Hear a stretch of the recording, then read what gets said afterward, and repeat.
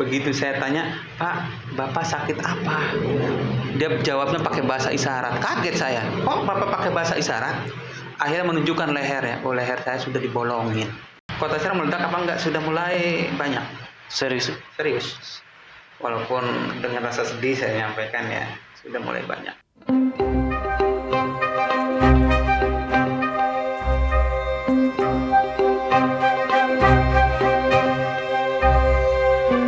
Assalamualaikum warahmatullahi wabarakatuh. Kembali lagi di acara Titik Temu, karena tanpa temu kata-kata rindu hanyalah kata-kata palsu.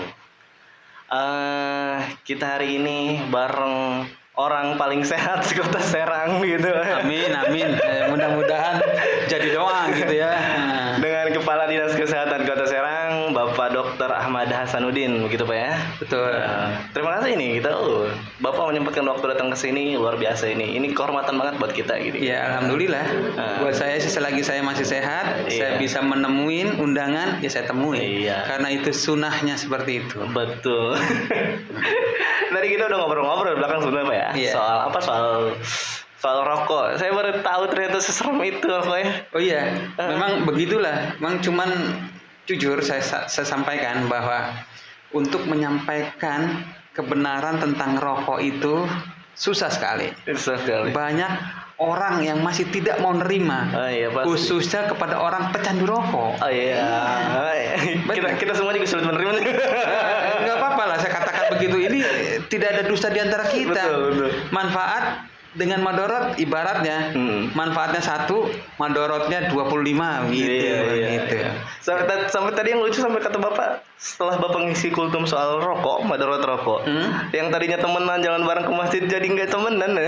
Itu kisah nyata yang saya alami beberapa tahun yang lalu. Itu yang tadinya saya menyampaikan tentang rokok, biasanya orang itu keluar dari masjid ke rumah dan dari rumah ke masjid jalan bareng, tiba-tiba setelah saya menyampaikan tentang rokok, tiba-tiba pulang dan pergi tidak mau bareng.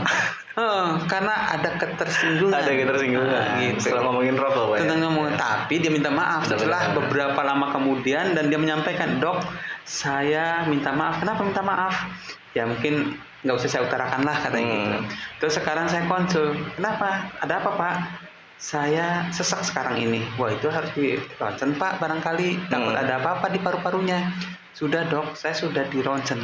"Terus apa katanya?" Yang nyuruh kan ahli paru. Apa katanya di paru-paru saya ada tumor sebesar bola pingpong. Seperti itu. Ngeri juga ya buat para pecandu rokok kayak saya. Itu kisah nyata. Saya sudah mengalami 2 kisah nyata. Dua kisah nyata tentang terkait rokok. Jadi beberapa tahun yang lalu, 4 tahun yang lalu, saya berkunjung ke salah satu rumah sakit yang ada di teras kota. Ya, di rumah sakit di belakang teras kota itu ada rumah sakit THT dan KL, kepala leher. Jadi mau nengok orang Serang yang lagi dioperasi di sana. Setelah nengok, kata perawatnya, "Pak, Bapak dari Serang ya?" Itu ada tuh temennya orang Serang juga. Di mana? Tuh lagi dirawat di kamar 306. Karena saya dari Serang, ada di kota lain, serasa itu saudara. Betul. Ya kan? Iya, pasti. Saya tengok walaupun tidak kenal. Tengoklah, aku buka kamar 302, kamarnya, temuin. Seneng dia ya, sama-sama dari Serang. Begitu saya tanya, "Pak, Bapak sakit apa?" Dia jawabnya pakai bahasa isyarat. Kaget saya. Kok Bapak pakai bahasa isyarat? Akhirnya menunjukkan lehernya. Oh, leher saya sudah dibolongin. Bahasa kedokternya tracheotomy. Kenapa Bapak dibolongin? Ini akhirnya yang menceritakan istrinya. "Ini loh Pak, Bapak ini suami saya perokok berat." Itu bolong pas di sini. Iya, dibolong. Sebetulnya bukan kesini mau dibolongin ininya, tapi mau dioperasi dulu paru-parunya, ada tumor. Seseknya tuh di paru-parunya gitu kan. Cuman karena secara tiba-tiba yang tadinya agendanya nanti, kemudian ada sesak duluan. Ternyata ada lagi di tenggorokannya, di lehernya. Ada tumor juga dekat pita suara. Jadi 2 kali nanti tuh yang diagendakan ditunda ini duluan karena ini menyangkut jalan nafas. Diambil bolongin. Begitu saya tanya bahasa isyarat, jawabnya begitu. Enggak, itu kayaknya Pak, yang di rokok juga yang kan ada ya di rokok tuh gambar orang yang bolong. Iya, itu kayaknya itu Pak. Bisa jadi. Ini orang sudah meninggal. Iya. Sekarang sudah meninggal. Mudah-mudahan dipanjangkan umurnya, dipanjangkan, dilebarkan, diterangkan kuburannya maksudnya. Diterima amal ibadahnya gitu.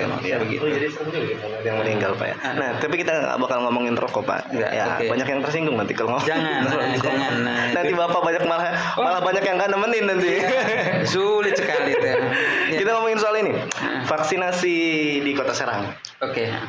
Sejauh ini kan proses vaksinasi dari awal perjalanan sampai saat ini, di awal-awal mungkin agak alot Pak ya, karena masyarakat masih menganggap vaksin itu ada chipnya, vaksin itu dampaknya nanti ini lumpuh, matilah dan lain sebagainya. Betul. Nah, sejauh ini di Kota Serang tanggapan masyarakat soal vaksin gimana Pak? Ya memang awal-awal itu sulit sekali untuk meyakinkan kepada masyarakat bahwa perlulah kita harus divaksin. Perlulah kita harus diberi kekebalan terhadap antisipasi datangnya virus. Perlu itu semuanya sebagai jaga-jaga benteng tubuh kita, sulit itu. Karena digunakannya apa? Menggunakannya disuntik, dimasukkan cairan atau obat yang lain. Itu sulit. Tapi kalau misalnya vaksin itu berupa ini lo vaksin rasanya kayak pisang Ambon gitu, beda itu. Kayaknya semua orang mau kayak begitu. Sampai sekarang juga pengennya begitu orang. Udah sih jangan disuntik, coba sih kayak pisang Ambon gitu tapi jadi kebal, pengennya begitu. Jadi sulit pertama-tama. Sulit. Tapi sejalan dengan informasi terus menerus ya kan, akhirnya mau menerima. Walaupun memang perjalanan sulit karena berita hoak dengan berita benar lebih cepat hoak nyebar. Iya. Lebih membastis lebih membastis gitu. Itu agak kerepotan buat kita gitu, awal-awal begitu. Itu walaupun di kota Pak ya, maksudnya kalau di kampung mungkin iya gitu. Iya. Tapi kalau walaupun di kota yang ya katanya masyarakatnya lebih lebih cerdas begitu. Ya itu nyatanya memang begitu. Sulit juga awal-awal, apalagi di kampung. Iya, pasti di kampung banyak yang aneh-aneh. Ya. Lumpuh lah. Contoh ya, sampai begitu. Contoh nih bahasa, Pak sini Pak, Bapak udah vaksin belum? Bapak vaksin ya.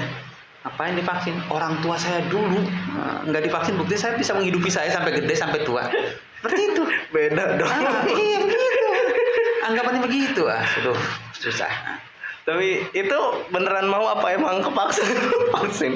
Ya akhirnya mungkin seiring ngelihat TV, seiring ngelihat sosmed gitu kan. Oh iya benar. Dan lagi juga kejadian yang bulan 7 di tahun yang lalu itu puncak-puncaknya itu kan itu sebagai pengalaman itu luar biasa ya. Luar biasa. Mohon maaf saya sampaikan jujur, itu mobil jenazah. Saya kan punya mobil jenazah, bukan saya, dinas kesehatan punya mobil jenazah. Itu sehari itu bisa ngangkut 7 kali. Sehari itu karena udah kesorean, permintaan banyak gitu. Sehari 7. Itu udah mobil saya satu, mobil yang lain dari rumah sakit, kemudian dari organisasi tertentu. Itu di Kota Serang. Kota Serang. Banyak yang meninggal berapa? Itu. Tapi alhamdulillah sekarang sudah landai. Tapi waktu bulan itu saya juga ini sih Pak, saya juga kena itu waktu itu COVID. Oh iya kan berarti. Tapi alhamdulillah. Alma mater. alumni COVID. Alumni COVID. Jadi tapi sekarang lebih kebal nih. Ya, Insya Allah. Iya, jadi sekarang tanggapan masyarakat sudah mulai ini ya, sudah mulai oke lah soal vaksin, sudah mulai mau. Sekarang udah berapa persen Pak yang divaksin? Alhamdulillah Kota Serang ini secara total kita punya target keseluruhan 525.585 yang harus vaksin di Kota Serang. Oke, targetnya. Dan alhamdulillah sejauh ini yang sudah divaksin 509.114 sehingga sudah 96,87% sudah divaksin secara total. Gitu. Itu vaksin yang pertama. Kan vaksin itu harus 2 kali. Iya. 28 hari kemudian baru divaksin lagi. Yang kedua baru 70,54%. Vaksin kedua atau 370.807. Kok bisa turun Pak? Ya karena kan ada perjalanan. Vaksin pertama suntik, vaksin kedua kan ada perjalanan. Gitu. Jadi dari vaksin pertama tuh nggak bisa langsung. Nggak bisa. Harus ada jeda waktu. Jeda waktu 28 hari. Bisa jadi Ya, yang kedua ini di kami bisa aja bukan disuntik di Kota Serang, tapi di kabupaten kota lainnya saja kan. Iya bisa Ya ya, kan? bisa bebas. Contoh, kenapa begini? Awal-awal Kota Serang ini sebagai ibu kota provinsi Banten, itu karena ibu kota provinsi Banten, maka konsentrasi dilakukan vaksinasi lebih dulu. Kebiar kita, di mana-mana. Sampai-sampai masyarakat yang ada di kabupaten kota sebelah ya kan datangnya ke kami. Karena di sebelah belum gebiar gitu kan, karena ini kota loh, kabupaten provinsi loh, harus duluan ibu kota ya. Pada datang ke kami. Tambah persyaratan kalau masuk kerja kawasan industri Cikande umpama kan harus vaksin, ya udah datang ke kami. Nah gitu, maka suntiklah kami, nyampe lah tinggi. Vaksin yang kedua di sana juga buka, aja di sana. Jadi kenapa menjawab pertanyaan kenapa berbeda Pak? Kok pertama lebih banyak, kedua lebih sedikit. Bisa saja yang kedua di daerahnya sudah mulai karena sekarang udah banyak semuanya ya. Gitu. Gencar juga vaksinasi begitu. Itu lansia juga udah banyak. Nah, memang jujur saya butuh juga bantuan kepada teman-teman semuanya yang baik TNI, Polri, kemudian organisasi-organisasi lainnya, tolonglah bantu kami. Lansia belum mencukupi belum cukup mencapai target. Saya pengennya lansia yang ada di Kota Serang ini 60% tervaksinasi. Sejauh ini belum nyampe. Cuman dari sasaran kami lansia itu sebanyak 31.592 baru 48,89% yang divaksin, atau baru 15.445 biasanya kenapa itu? Jadi begini, karena lansia ya, artinya lansia di sini usia yang 60 tahun ke atas. Betul. Satu, lansia itu sudah jarang pergi ke mall. Iya. Bener nggak? Oke lah, pasti dong. Ngapain lansia pergi ke mall? Iya kan, karena ke mall adalah persyaratan juga masuknya pakai peduli lindungi. Jadi ngapain saya divaksin? Saya nggak kemana-mana aja. Nggak ke mall. Nah itu. Kedua, lansia jarang pergi-pergi karena sudah tidak aktif lagi ya. Naik pesawat, naik kereta sudah jarang. Ngapain juga. Kedua, lansia kalau pergi pengen diantar, ya kan? Anaknya sibuk, nggak ada yang mengantar. Itu faktornya, kekurangan menurut saya yang menyebabkan kekurangan capaian daripada vaksinasi lansia. Namun saya menginginkan 60% tercapai. Karena jujur, ya di samping nakes yang beresiko, lansia juga beresiko. Kalau nakes kenapa beresikonya? Nakes itu paling depan, paling pertama berhubungan dengan orang-orang yang sakit tadi, COVID tadi. Orang melibur WFH, tenaga kesehatan tidak. Kalau tenaga kesehatan libur juga, siapa yang mengobatin? Ya, maju terus tenaga kesehatan itu. Termasuk saya, orang mau libur, saya libur loh. Tapi Bapak aman kemarin Pak? Alhamdulillah saya nggak kena. Saya berapa kali di rapid antigen negatif. Alhamdulillah. Jangan sampai kena juga. Dan sudah divaksin sekarang, alhamdulillah. Jadi ya beresiko nakes duluan. Makanya kebijakan pusat, nakes boleh booster 3 kali. Nah sekarang lansia boleh booster 3 kali. 3 kali. Ke-1, ke-2, terus ke-3. Nah sekarang jangankan mau booster, untuk tidak boosternya aja belum sampai 60%, masih ada yang nggak mau. Masa minta bantuan. Karena beresiko kenapa? Biasa orang lansia itu lebih rentan, karena punya sakit. Contoh sakit penyertai orang tua ya. Ya mungkin sakit tua tuh kan lebih banyak ya. Akhirnya kena COVID lebih parah. Nah itu akhirnya lebih bahaya. Kalau kena lansia. Makanya tolong nih lansia yang punya lansia di rumah, anak-anaknya maulah mengantarkan orang tuanya ke tempat di mana pelaksanaan penyuntikan vaksinasi. Tapi udah ada strategi khusus dong, Pak ya? Ada strategi khusus nggak tuh biar lansia? Nah sekarang ini saya pengen nanti, insya Allah teman-teman saya melakukan door to door. Ke rumah-rumah. Cuman catatan minta bantu dong, camat, lurah, kasih data ke kami yang belum vaksin lansia itu, bahwa taruhlah di perumahan ada sekian lansia, di blok nomor gitu loh. Ada lagi seperti itu di blok anu nomor anu. Nah, kita siapkan lah vaksinnya, datengin. Kalau tidak mau alasan edukasi. Sampai mengerti baru disuntik, aman, kebal gitu. Apalagi orang tua itu ini, kalau orang tua yang megang HP nanti lebih mudah termakan hoax ya. Iya, hoax. Nanti saya lumpuh sih, nanti saya itu lah. Banyak yang begitu. Banyak yang begitu pasti. Itu tantangan buat saya itu. Tantangan buat itu. Jadi yang target utamanya sekarang lagi lansia apa ya? Yang lansia. Oh, ada satu lagi. Apa tuh? Anak-anak. Baru ini. Nanti kita ngobrol itu nanti. Ada pertanyaan juga. Iya. Kita sekarang mulai ini nih. Tapi sejauh ini nggak ada masalah Pak ya? Alhamdulillah. Aneh kalau dengar di beberapa kabupaten kota yang di Provinsi Banten ya, ada beberapa yang punya masalah. Ya? Rasa-rasa di Kota Serang, Kota Serang alhamdulillah aman-aman saja. Alhamdulillah berarti. Kalau seandainya habis disuntik kok pegel, itu ya wajar. Karena ada cairan masuk di sini kan. Iya. Saya waktu kecil juga kan disuntik wajar pegel juga benar. Wajar. Jadi nggak aman-aman aja Pak? Aman-aman aja. Alhamdulillah berarti. Itu bukti kalau vaksin itu aman Pak ya? Aman. Nggak ada. Kalau seandainya nggak aman, sekarang saya sudah memvaksin sebanyak 509.114 jiwa. Ya kan? Dari sasaran 525.585 yang saya suntik, ini sudah 509.114. Kalau semuanya tidak aman, mati sudah. Kolap semua itu. Iya. Ini kan suatu bukti, nggak apa-apa. Aman. Jadi jangan dimusuhin dong, gitu. Jangan dianggap buruk dong. Masih gara-gara itu mungkin ini, tapi ada proses screening kan Pak biasanya. Itu pengamanan buat kita, harus screening. Yang nggak boleh itu yang kayak gimana? Yang nggak boleh contoh, dia hipertensi di atas 180 mm Hg, 180/100, itu kan tunda dulu.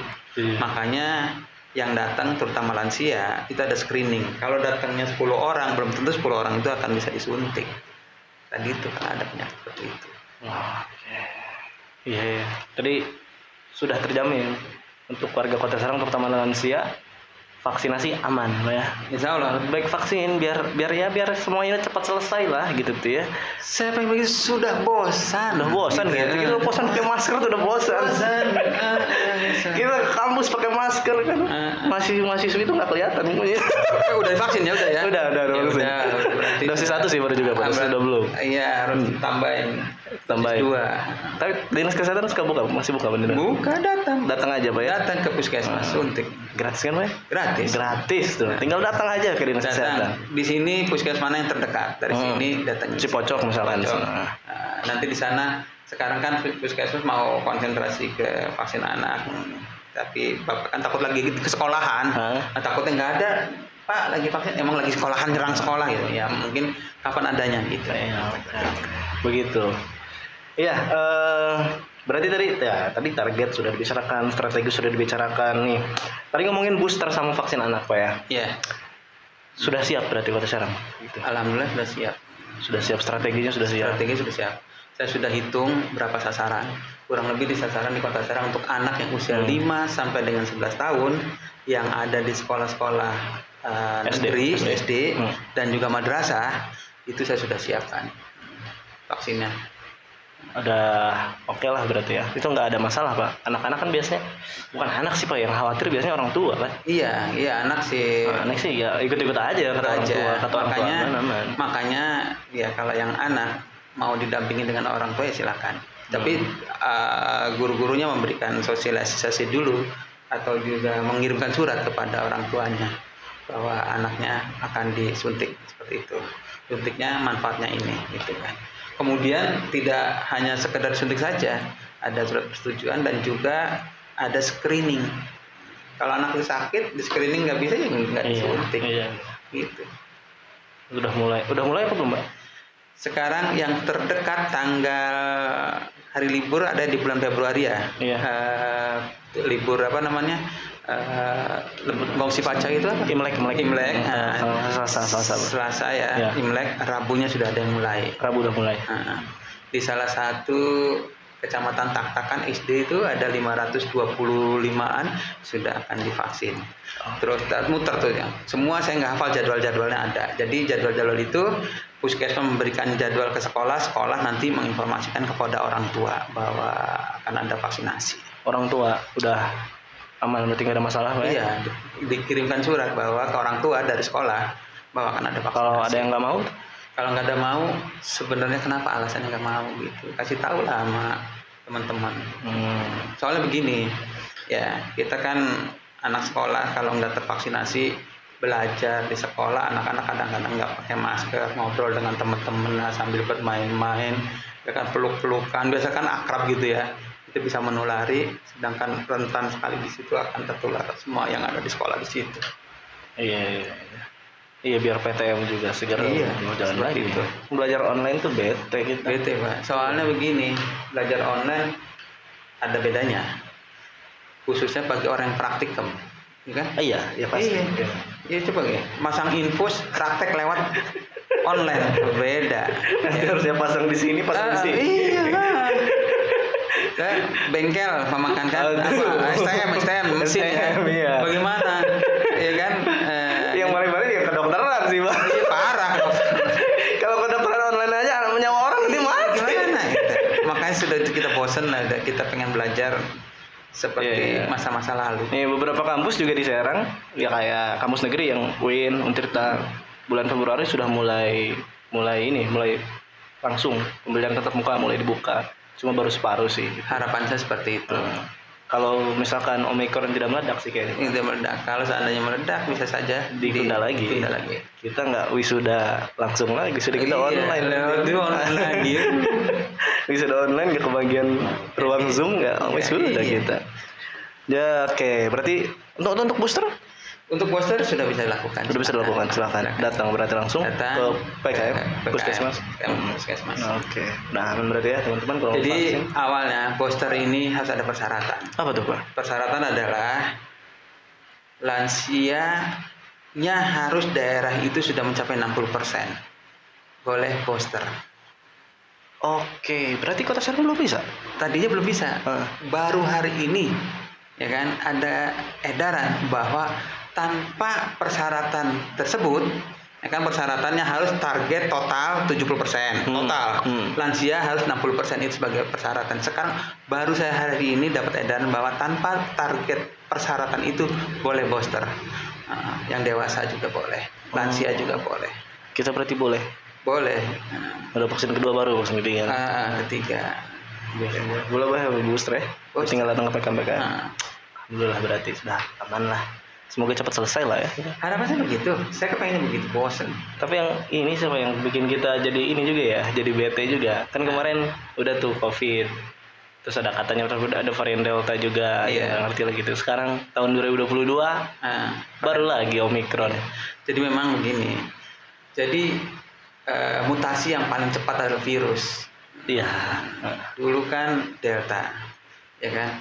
Sekarang ada lagi Omikron. Itu entah mungkin mutasinya dari ibarat kalau orang tua ini cicitnya kah, apa keponakannya begitu terserut begitu berputar itu jadi sekarang Omikron. Enggak, maksudnya berarti kalau misalkan ini meledak kita di 2022 masih menghadapi persoalan yang sama. Saya khawatir ini kan bulan Januari ya. Dengar sih mudah-mudahan tidak terjadi. Februari akan meledak. Iya, kabar dari kemarin siapa? Pak Luhut sih bilang begitu. Dan saya ikut juga rapat-rapat Zoom meeting dengan beliau. Saya mendengarkan aja. Awas hati-hati kabupaten kota bisa saja meledak di bulan Februari. Kota Serang persiapannya, Pak? Kota Serang meledak apa enggak? Sudah mulai banyak. Serius. Di mana itu? Serius, saya jujur saya sampaikan. Di wilayah mana? Walaupun dengan rasa sedih saya nyampaikan ya, sudah mulai banyak. Di wilayah mana, Pak? Jadi Kota Serang ini dari tanggal 1 sampai dengan tanggal 12 tidak ada yang kena. Oke. Akan tetapi semenjak tanggal 13 sudah mulai nefret. Ya, akhirnya tanggal 13 sampai dengan tanggal sekarang sudah 130 yang kena COVID. Kena COVID. Nah, itu COVID biasa varian Omikron? COVID biasa. Di antara 130 itu ada 3 yang Omikron probable. Probable itu? Probable artinya sudah mengarah hampir 90% ke Omikron. Tapi harus dibuktikan lagi, diperiksa ke Litbang. di Jakarta. Karena kita daerah belum punya. Hasilnya nanti 14 hari kemudian. Itu kalau misalkan yang probable tadi. Tapi begini ya, positif. Memang sih kalau Omikron dengan COVID yang varian Delta lebih parah varian Delta. Parahnya tuh dalam artian lebih ganas. Delta. Tapi yang ini menularnya jauh lebih cepat daripada Delta. Gitu. Berarti kalau misalkan yang 3 ini setelah dipelajari benar, akan membludak gitu banyak. Otomatis banyak dong. Banyak. Kalau yang 3 tadi tidak diisolasi atau dia keluyuran lah gitu kan, akan membludak, menular. Itu ketahuannya kapan, Pak? Kan bisa jadi setelah orang berinteraksi baru dia ketahuan. Kan begini dong, pada saat diperiksa ada jawaban kan, hasil keluar Bapak nih Omikron probable. Harus kalau nggak parah di rumah dirawat, diobatin ya. Tapi kalau parah masuk rumah sakit, ya kan? Mau isolasi, rumah sakit lebih parah lagi di rumah sakit mau ICU kan, gitu, masuk ICU. Kita sudah ada. Tapi kalau yang tidak sakit itu, yang sakitnya tidak parah itu di rumah kan harusnya di rumah saja. Tapi kalau dia keluyuran, kalau dia keluyuran nggak disiplin, terus nggak mau tinggal di rumah, itu menular. Gitu. Ribet juga. Tapi udah ada strategi tracking gitu kan, Sudah. Saya sudah lakukan tracking. Mudah-mudahan. Cuman gitu, masalahnya begini, ya. Batuk-batuk, pilek-pilek, kemudian sedikit demam, tidak ada sesaknya. Itu orang kadang-kadang bisa saja dia kekebalannya masih bagus, dia nggak mau berobat, nggak mau periksa apakah dia dicek gitu ya, udah nggak apa-apa ini, padahal dia Omikron, bisa saja akhirnya menyebarkan ke yang lain. Iya akan lebih banyak, lebih cepat. Berarti Februari kemungkinan mengkhawatirkan. Enggak, ini apalagi kalau misalkan kampus dibuka, yang datang kan dari mana-mana, Pak ya? Bisa jadi. Mahasiswanya kan dari luar kota ada. Ya itu, seperti itu. Sekarang darinya udah aman, tadi Januari awal sama Desember itu aman kan? Udah santai lah gitu. Santai lah ya, udahlah. Petugas kesehatan sudah bernapas lah, istirahat lah gitu kan. Tiba-tiba, sekarang udah naik, tang. Saya laporkan ke pimpinan. Tang. Besok juga hari Senin rapat dengan Forkopimda dan naik sampaikan. Ngeri juga berarti. Ya. Jadi teman-teman harus diantisipasi ya, Mas. Saya harus tetap pakai masker, dan vaksinasi. Yang belum vaksin tolong, ini yang belum vaksin segera vaksin ya. Waduh, ini bahaya berarti kalau misalkan segera. Itu tapi nggak lebih ganas karena varian Omikron. Ahli mengatakan begitu, alhamdulillahnya ya. Alhamdulillah ahli mengatakan begitu. Tapi penularannya lebih cepat. Itu cuman masalahnya lansia tidak lebih ganas, juga lansia punya penyakit yang lain, kencing manis, DM, hipertensi ada. Makanya lansia ayo booster, lansia ayo vaksin. Kan nggak ganas ya. Iya, kalau buat kita bisa saja tidak sebeganas Delta, tapi lansia karena faktor lansia lebih lemah bisa jadi parah. Iya. Ada lansia yang bahayanya.